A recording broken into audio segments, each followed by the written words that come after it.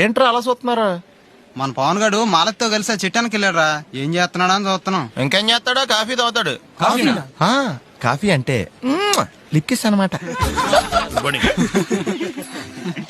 నమస్కారం సార్, ఎక్కడికి వెళ్తున్నారు? తల బద్దలైపోతుందిరా, కాస్త కాఫీ తాగుదామని.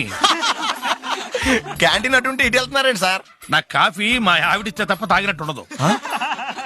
ఎందుకు నవ్వుతున్నారు? అబ్బే ఏం లేదు సార్, ఈ వయసులో కూడా మీరు కాఫీ తాగుతున్నారంటే చాలా గ్రేట్ సార్. పిచ్చోడా, ఇప్పుడేం చూసావు? మీ ఏజ్ లో ఉన్నప్పుడు రోజుకు మినిమం 12 సార్లు కాఫీ తాగేవా? 12 సార్లా? మరి ఇప్పుడు 4-5 సార్లు కన్నా తాగట్లేదురా. కానీ పొద్దున్నే మాత్రం ఖచ్చితంగా కాఫీ ఉండాలి. మరీ పొద్దునేనా?